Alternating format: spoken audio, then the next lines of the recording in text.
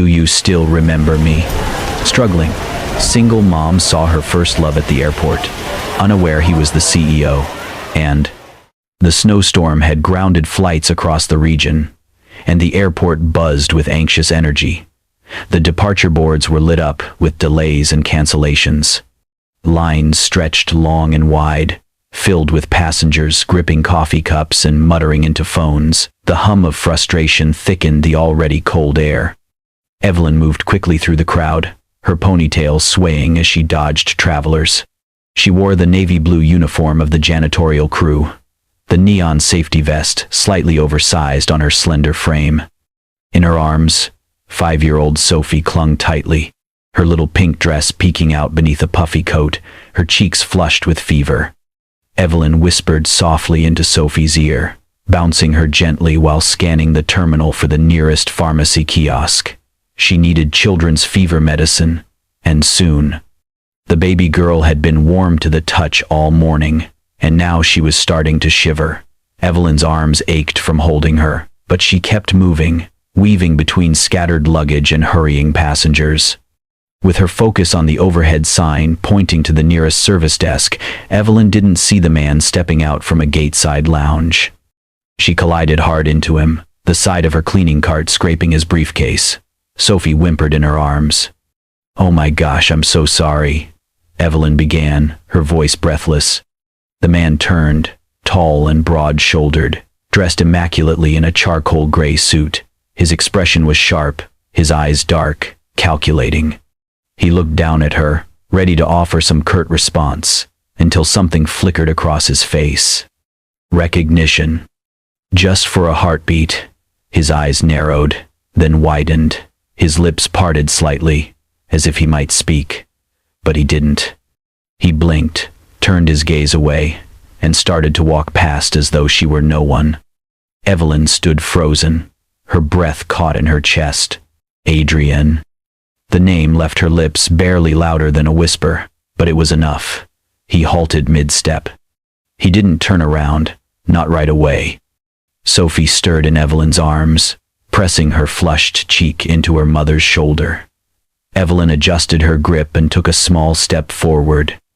Her voice trembled. "Do you still remember me?" The words hung in the air like frost. Adrian turned slowly. His face was unreadable now, calm, composed, but his eyes held something else. Surprise, confusion, pain maybe. He looked at her, as if trying to match her face to a memory long buried. Evelyn didn't say anything more. She didn't need to. The weight of the years between them, the silence, the unsent words, it all crashed in with the simple question she'd asked. For a moment, she saw the past flicker across his face. The boy he'd once been. The man he'd become. Adrian's jaw tightened. His gaze fell briefly on Sophie, then back to Evelyn. The recognition deepened, but he said nothing. Without a word, he gave a small nod, barely perceptible, and walked away, his stride smooth and practiced, his back rigid. Evelyn stood still, the airport swirling around her, the world noisy and oblivious. Her heart thudded in her chest, louder than any overhead announcement. So, he did remember, but maybe that was the problem. Once, long before the blinding lights of the airport and the weight of unspoken years, there was only youth. And Evelyn, with her golden hair flowing freely and a second-hand floral dress that danced in the wind, was 19 and believed in poems more than plans. She met Adrian behind the campus library, where he parked his greasy bike and wiped engine oil off his hands before unlocking the staff door. He was in a logistics internship, working night shifts at the city port. His fingernails were always stained, and his knuckles bore the stories of dock work and broken pallets. Their first conversation was about coffee. Evelyn needed caffeine to finish a paper on Shakespeare.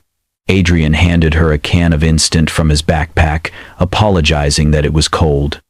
They fell in love over styrofoam bowls of instant noodles, sprawled on library steps, or in the back of his truck cab during rainstorms. She read him poems from her coursework. He told her about the supply chains that moved the world, how timing was everything, and how sometimes a single missed shipment could throw off an entire network. She laughed and said, "He made boxes sound romantic." They dreamed together, a tiny apartment with a bookshelf and a kettle, Sunday mornings with pancakes and silence. He promised to take her to the coast one day when he had money. She promised she'd wait. Then came the offer, a position in another state, a full-time opportunity with room to grow. He hesitated. She smiled and said, "Go. Just come back to me." He kissed her that night, behind the campus library. Her fingers curled in his collar like she never wanted to let go. He left for the job 2 weeks later. But things didn't wait. Life didn't pause. Her mother disapproved from the beginning. "That boy is just a laborer," she had sneered. "You'll end up scrubbing floors and watching him come home stinking of oil." Evelyn fought at first, but the pressure built like fog creeping under the door. Her mother threatened to stop paying her tuition, called every day, criticized her weight, her grades, the way she smiled when Adrian texted. One evening, sitting alone with her knees pulled to her chest, Evelyn wrote a letter. She said she was sorry, that she didn't want to hold him back, that maybe their dreams weren't realistic after all. She folded the paper and sealed it with her trembling hands. She left it at his apartment that same night, tucked into the doorframe, just before a summer storm rolled in. Adrian never read it, because on his way home from the docks, a delivery truck ran a red light and slammed into his car. He woke up 2 days later in a hospital bed, his body bruised and stitched. By the time he returned to the apartment, the letter was gone. Wind or rain or chance had carried it away. Evelyn never knew about the accident. Adrian never knew about the letter.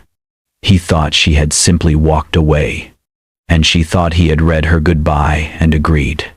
And so they went on with their lives, both believing they had been the one left behind. The storm showed no sign of calming. By midnight, the airport had turned into a strange, sleepless village. Blankets were passed out in the waiting areas. Families huddled in corners, kids slept across suitcases, and the air buzzed with quiet frustration and the occasional snore. Evelyn sat on a mat near the window wall, in a tucked-away corner behind the children's play zone. Sophie lay curled beside her, cheeks flushed, forehead damp. She had finally dozed off after hours of fighting the fever. Evelyn gently stroked her daughter's hair and checked the time. She needed to get more warm water soon. Sophie's medicine would wear off in another hour, and without another dose, the fever might climb. Across the terminal, Adrian declined the lounge attendant's offer once again. He told them his driver was stuck on the freeway, and he preferred to stay out here, among the chaos. He didn't say it out loud, but he was restless. He had been ever since he saw her. Evelyn, the girl who once read poetry to him under flickering library lights, now a janitor with a sick child and tired eyes. It didn't make sense, and yet it did. Life did that sometimes. He walked along the terminal, pretending to scroll through emails, but his steps slowed when he saw her again. She was struggling to lift a large water bottle from a cart, trying to replace the empty jug at the public hot water station. Her shoulders strained as she shifted the heavy plastic cylinder, balancing it awkwardly. Before she could tip it, he stepped forward. "Let me." She startled and turned.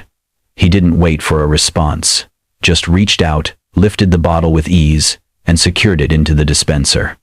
Then, he pulled out his own thermal bottle from his coat pocket, filled it with hot water, and handed it to her. "It's still warm. She needs it."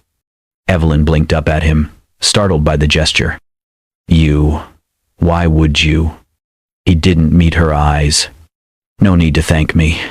I used to get sick every winter. The first year at the docks, I thought I was dying from a fever.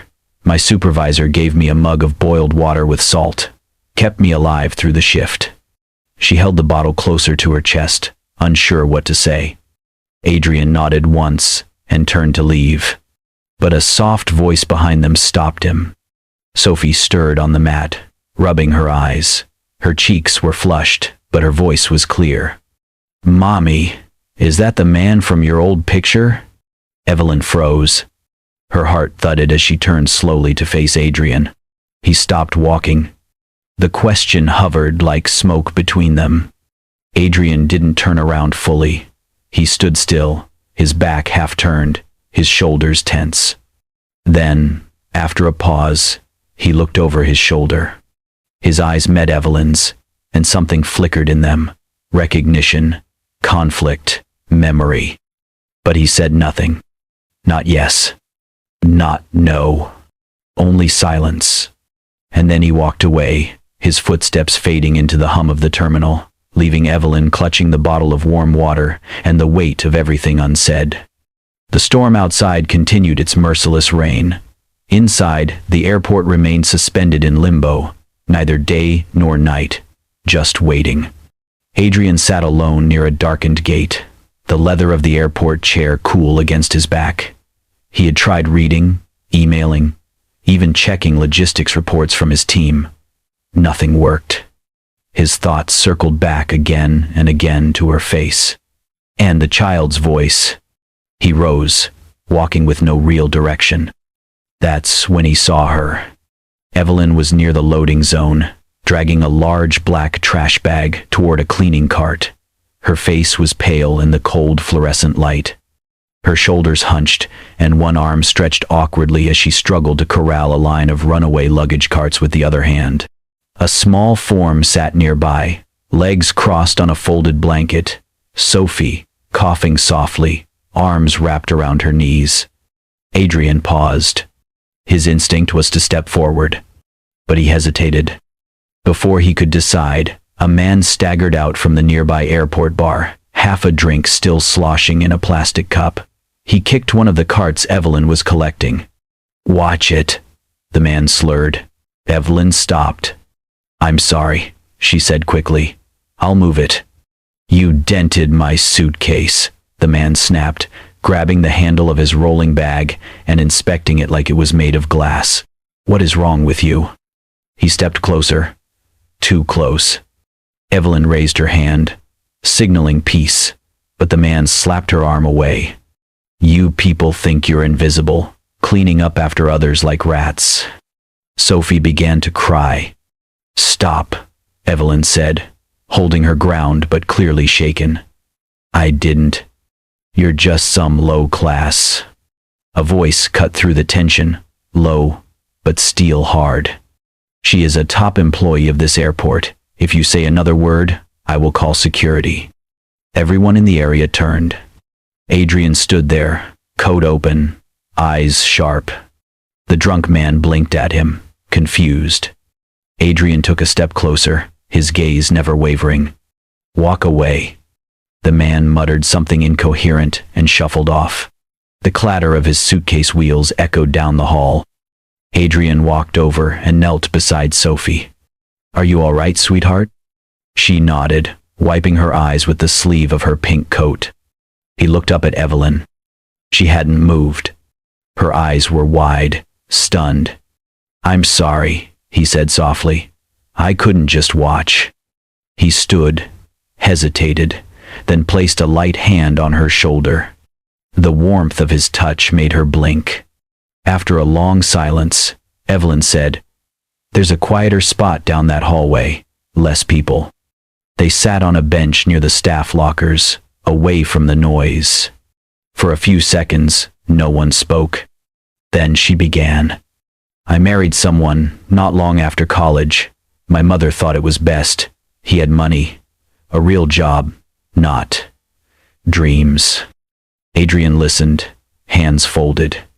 He was controlling. Wanted a wife, not a person. "When I got pregnant, things got worse. I left when Sophie was 2. Almost lost her in court because I didn't have steady work." He glanced at her. She didn't cry. Her voice didn't tremble. She had passed that stage, it seemed. "Now I live with my mother, work nights. I do what I can. Adrian looked away, jaw tight. "I thought I was doing the right thing," he said finally, "taking that job, building something for us. I told myself, you'd wait." She gave a small, tired smile. "I did, but the world didn't." He looked at her then, really looked. She had changed thinner, more worn, but her eyes still held the same light that once made him forget he was covered in machine grease. "Maybe," he said, voice low. "I left behind more than I realized." She didn't answer, just looked back at him. No defenses, no blame.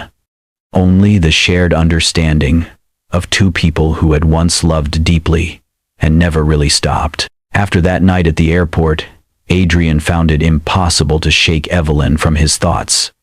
Not because of nostalgia, not entirely, but because of the look in her eyes, something between quiet resolve and exhaustion. He remembered that look. He had seen it in the mirror, years ago, when he was still building his life from the ground up. He did not approach her again. Instead, he quietly asked one of his assistants to look into the employment records at the airport. The information came back quickly. Evelyn was working as a temporary janitor, covering night shifts. No health insurance, no formal contract, no stability. She had been floating from job to job for over a year. He didn't want to make her feel like a charity case, so he didn't. Instead, he asked HR, at one of his company's nearby logistics branches, to review a new candidate he was personally recommending. He submitted her resume anonymously, along with a note. "Candidate shows exceptional diligence and accountability. Recommend for the warehouse intake and data entry position. Remote onboarding possible. Flex hours preferred." A few weeks later, Evelyn received an email. It was from a logistics company she had never heard of, but it sounded legitimate. The role? Inventory checker and data input clerk. Office hours were flexible. The location was just 2 train stops away from her apartment. The salary was stable, better than anything she'd had in years. She almost didn't go to the interview. She thought it might be a mistake, but something told her to try. She wore her neatest blouse and old office shoes and took Sophie to her mother's house. The interview was brief. The manager was polite. Evelyn was honest about her work gaps, about her divorce, about needing some flexibility for her daughter. They told her they admired her transparency. She got the job. On her first day, she arrived early. The warehouse buzzed with quiet order, staff in reflective vests moving cartons, a front desk with terminals, and her tiny cubicle tucked behind it. Her name was printed neatly on a temporary badge. She smiled. Around noon, she noticed something strange. A group of staff near the loading dock suddenly straightened up and murmured, "Sir," as a man in a navy jacket walked past. Tall, broad-shouldered, familiar. Adrian. He didn't stop. He glanced her way and gave the faintest nod. She wasn't sure if it meant anything. Maybe she imagined it. Maybe not. A few weeks in, she had adjusted well. Her supervisor complimented her precision. She enjoyed the quiet repetition, the feel of order returning to her life. She no longer had to chase extra shifts. She could cook again, read to Sophie, sleep. One Tuesday afternoon, the atmosphere at the warehouse shifted. A senior employee had found a minor error in Evelyn's input, an outdated product code. The man raised his voice, mocking her in front of others. "You people always act like you know everything. If you can't read numbers, maybe this job isn't for you." Evelyn stood frozen, the embarrassment rising hot on her face. She was about to apologize when a voice cut through the tension. "Actually," Adrian said from behind the group, "the outdated code was never replaced in the system. If anyone's responsible, it's the software team. Or me." Everyone turned. The room stilled. He walked up, calm and composed. Then, looking directly at her, he said, "Next time, report it straight to your supervisor. You did the right thing." The man who had scolded her muttered something and backed off. Adrian didn't stay. He left as quietly as he'd arrived. Evelyn stood there, breath shallow. She wasn't moved because he defended her. It was the way he said, "You did the right thing," like he trusted her judgment. And the way he still called her soft and familiar, as if 9 years had passed in one heartbeat. That night, Sophie twirled into their small apartment, holding a keychain her mom had given her from the break room vending machine. Guess what? Today, Mommy got her own desk. And a computer. Evelyn watched her daughter spin in her pink socks and mismatched pajama top, and something in her chest ached and bloomed at once. She walked into the kitchen, poured a glass of water, and leaned against the counter. No gifts, no grand gestures. Adrian hadn't offered to fix her life. He had simply given her something much harder to come by: dignity. For the first time in a long time, Evelyn didn't feel like someone struggling to keep up. She felt steady, not because he was there, but because she was finally standing on her own. A quiet Saturday afternoon arrived at the warehouse. The late winter sun slanted through high, dusty windows. The floor hummed with forklifts and rolling pallets, but at one of the data entry desks, something lighter flickered: laughter. Adrian's visit was unannounced. He arrived to inspect processes, check shipment logs, and ensure staff were following updated procedures. He walked along the aisle of desks, clipboard in hand, eyes scanning. Then he paused. One desk was occupied by Evelyn. Her hair was pulled into its usual neat ponytail, blonde and halfway out of the office uniform cap. Beside her sat Sophie in the pink dress, one leg tucked up on the swivel chair, giggling and tapping the keyboard with exaggerated beeps. Evelyn smiled, her tired eyes softening. She showed her daughter how to press enter, how to see the numbers change. It was teaching. It was hope. Adrian did not move closer. He stood behind a pillar of stacked cartons and watched. A CEO used to commanding trucks and global routes felt strangely still. He recalled a younger version of himself: night shifts, frozen docks, fear of failure. But now, the sound of a child's laugh made his chest tighten. Later that afternoon, after most of the warehouse had emptied for break, Evelyn returned to her station to find a small brown bag on the corner of her desk. No note, no name. Inside were a pair of soft wool gloves and a little amber bottle of eucalyptus oil, labeled "for wrist relief." Her hands had been aching from daily keystrokes, cartons, and hours of bending. She recognized the handwriting. A swooping A in the signature corner matched the familiar style of the envelope he once left on her dorm window. She touched the gloves lightly, slid them into the pocket of her uniform jacket, and sat, blinking away a surge of memory. That same week, the cold settled over the city.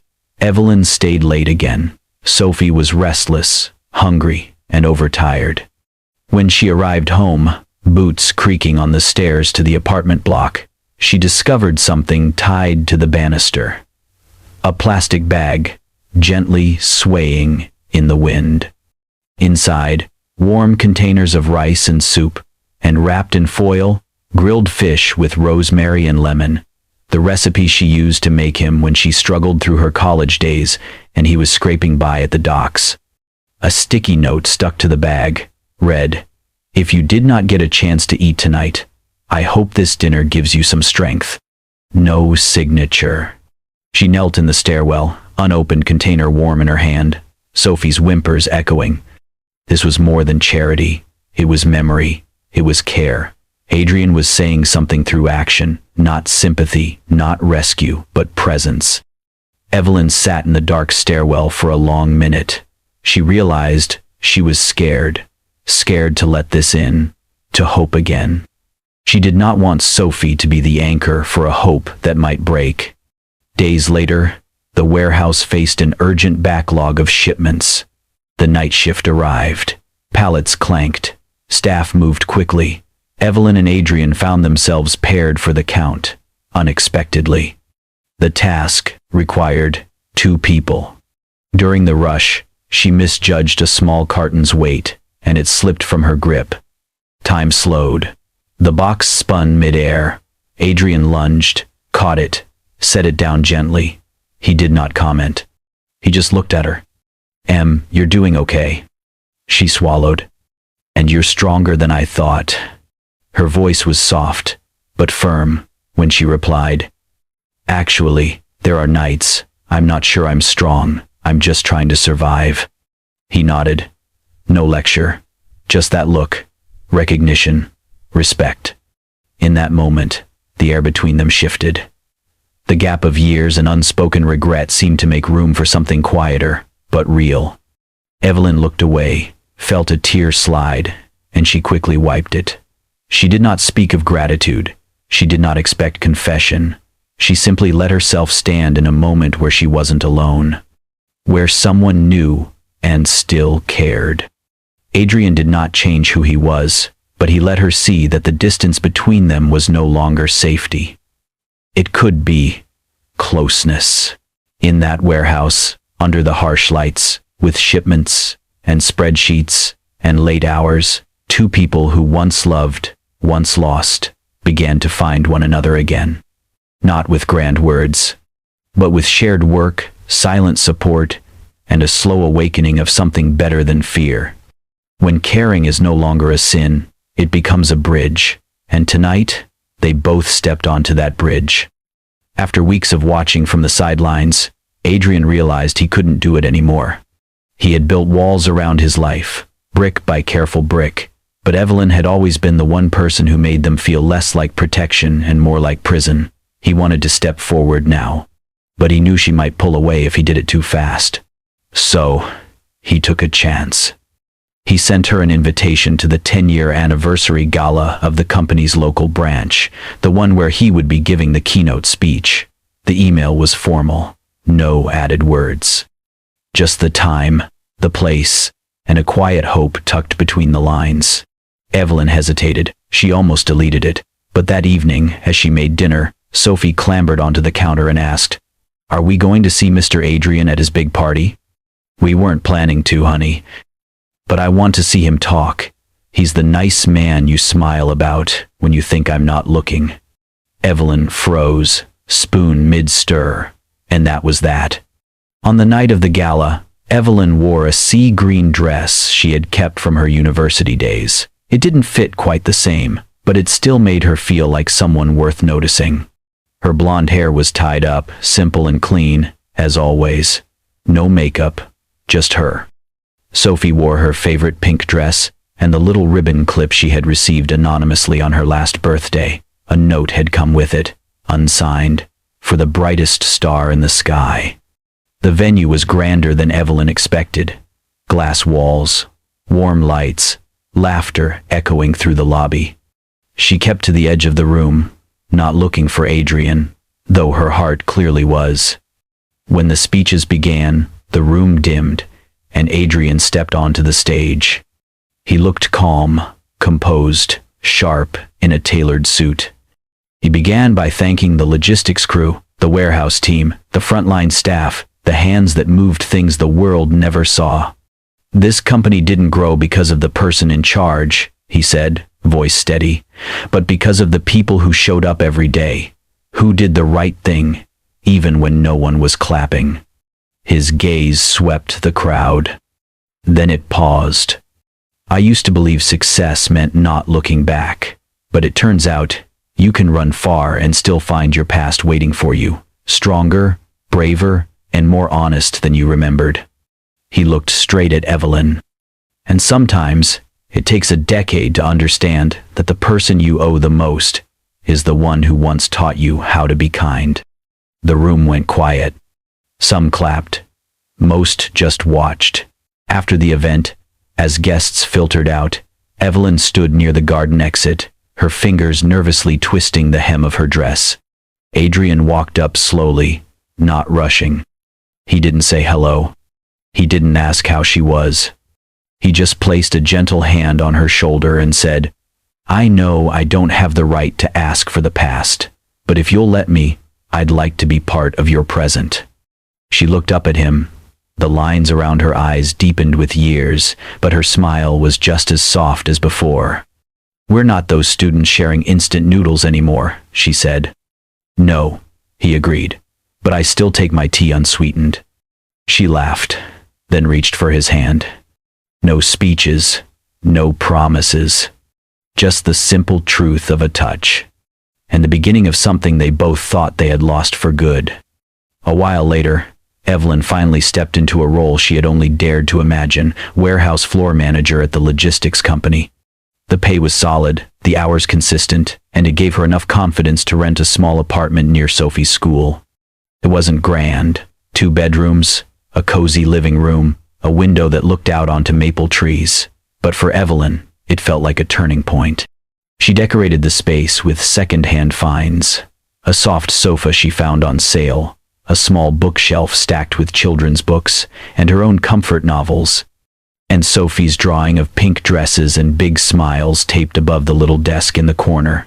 Sophie had helped unpack. She'd placed a stuffed bear on the windowsill and declared it our home bear. Adrian kept the structure of his life. Early meetings, global conference calls, spreadsheets of shipments and deliveries. But now he carved out moments for them. On many nights he pulled into the driveway just as the porch light flickered on. He brought home simple things. One evening it was bookstore gift cards. Another evening 2 muffins fresh from the bakery Sophie loved. He never overshadowed her achievements. He just arrived. One Friday evening, Sophie curled up in the small living room with her mother while Adrian washed dishes alongside her. The scent of roasted vegetables lingered. Evelyn picked up the remote and paused a documentary on engineering roots. Adrian stood by the sink and asked softly, "Do you two want dessert?" Sophie looked up at her mother, eyes wide, then giggled. Muffins. Together they walked into the kitchen, the 3 of them under the warm light. It was everyday magic. On a Saturday morning they went to the park. The sky was pale blue, the early sun gentle. Sophie raced ahead, the pink dress she loved fluttering like a banner of joy. Evelyn and Adrian walked hand in hand, their steps slow and easy, matching each other in rhythm. Evelyn glanced at him, hesitated, then spoke quietly. "Do you remember the first time we met after all those years? At the airport?" Adrian smiled, the tension around his eyes softening. "When you asked, 'Do you still remember me?' I didn't know what to say," he admitted. Evelyn paused, then asked, "And now?" He looked into her eyes so clearly they seemed to reflect the sunlight between them. "Now, I remember," he said, "and I don't want to forget again." Sophie came running back, tugging at both their hands. "Let's go, my team," she cheered. The 3 of them laughed together. Their shadows stretched across the lawn, joined together in one unbroken line. They walked toward new adventures, toward quiet mornings and shared dinners, toward a life built not on what was lost, but on what they chose to keep. If Evelyn and Adrian's story moved you, from heartbreak to healing, then you understand the quiet power of love and kindness that gives without asking. Their journey wasn't built on grand gestures, but on small, steady acts that restore trust and rewrite what once felt lost. At Kindness and Love Tales, we share stories like this, reminding you it's never too late to say I'm sorry, offer a warm meal, or hold the hand you once let go. We shine a light on resilience, forgiveness, and the beautiful mess of being human. If this story touched your heart, even just a little, subscribe now. Join a growing community that values tenderness over drama, strength over pride, and love that finds its way back.